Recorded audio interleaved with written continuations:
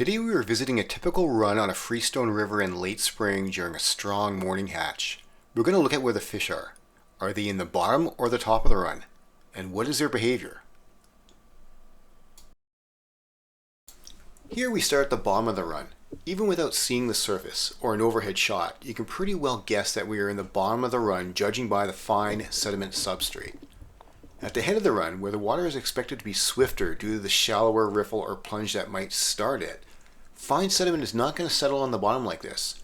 It's going to be blown downstream like a feather in the wind until it reaches an area where the water flow is too slow to carry it or suspend it anymore, in which case it settles on the bottom.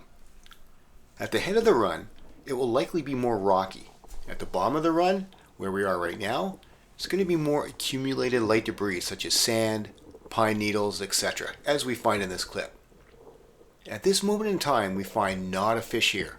Not even the obligatory sucker that loves this type of water. And why is that? Well, it might have comfort and cover here, but it doesn't offer calories or food, which is one of the primary C's the fish look for. Fish need comfort, cover, and calories. And if the calories aren't available in the spot, a fish won't stay there for long because it's just going to eventually die of starvation. Fish will leave comfort and cover in search of calories, if the reward is big enough. Now let's move more upstream to the middle of the run to check out if any fish are hanging out more in that region. We move up about 15 feet to what we now considered more the middle of the run. This is where some depth starts to occur in the run, and although there is some fine sediment on the bottom, the riverbed is made up of mostly cobblestone rock now. At this point we finally come across some fish. 3 whitefish that are moving across the bottom and feeding regularly, as they constantly are on the move, heads down, sampling items on the bottom. But let's move on from them and go a little bit further upstream.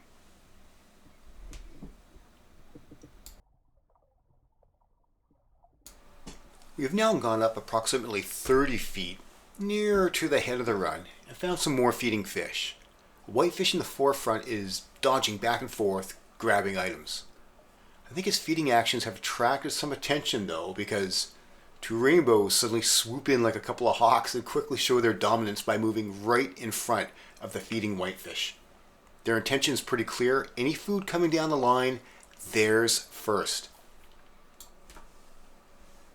And then we see that the fish all move out of the range of the camera view for a moment.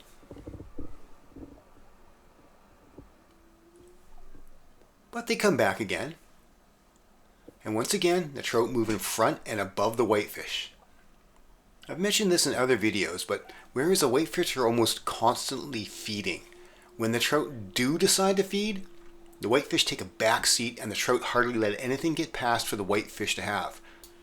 This includes your flies, and is why when trout turn on, they can be so aggressive that even though there are many more whitefish around than trout, you hardly get a chance to hook one of the whitefish, which is probably fine for most anglers. Lastly, let's go right to the very head of the run. The water is more swift here, and the fish are bouncing around more in the current. There's also a larger concentration of trout here too, which makes sense if they are indeed the more aggressive feeders today. The more aggressive fish will usually move to the front of the run, pushing the other fish aside so they can be first in line to get any food. These guys are all definitely actively feeding. Suddenly we see a whitefish bolt through the area, acting as if it's been hooked. It definitely wasn't though. I can only imagine that maybe it must have bit down on a stick or something like that when it was trying to ingest some insects. There's a lot to choose from in the items drifting by for these fish, and these fish are definitely very active. Doing a quick count of how often each of these fish moves to feed on something, the number I come up with is probably about 5 seconds doesn't pass by without one of these fish going after something. That's pretty good odds for the angler in my opinion. While we're watching these fish feed, let's talk about what we have observed today and how we might make use of this knowledge. In the spring, when the weather is Goldilocks conditions, neither too hot nor too cold, and there's a strong hatch going on, you're highly likely to find the most active fish, and perhaps most of the fish, closer to the head of the run as opposed to the bottom of the run. This is because this is where the food is likely first available to them, and the fish need their calories.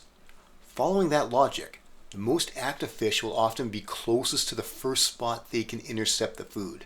That way they get it first. Many times I observe trout and whitefish, and you'll see this in some of my other videos. The trout are very reserved or seemingly inactive. This is not the case here today though. The whitefish are continually grazing, as they mostly always do, but the trout are far more active, mostly staying in front and above the whitefish so they can get the first choice of anything they see. Unless you're dragging your fly right on the bottom and hitting the rocks regularly, you'll be catching initially more trout. A lighter fly that is drifting about mid-height in the water column will put your fly in the best spot to be seen and taken. For me, that's where I'd want to start to target. A light fly, not deep. I'd probably even actually try a dry fly, even though we haven't really seen any surface rises. I expect this is going to last well until I've either hooked or spooked each of the eager trout. At that point, the fishing may seem to taper off or dry up, and your light fly may seem to be being ignored. You might be thinking that's it, you've exhausted the run, gotten all you can get, but no, not actually. This is a time you want to switch the type of fish you're targeting. Keep the same pattern, but go heavier to fish deeper. The higher sitting trout may be off the feed because maybe you've put them all down or hooked each of them. So now you want to start to target the deeper sitting whitefish, which are probably still actively feeding. This is one of the benefits of having multiple species in a system and understanding how each species behaves and knowing how to target each one differently. It allows you to extend your day and hopefully catch a lot more fish before you have to go home, or before your session ends, or before you let your buddy fish the run. I hope you have found some of this information beneficial, and I hope you've enjoyed this video. Thank you for watching.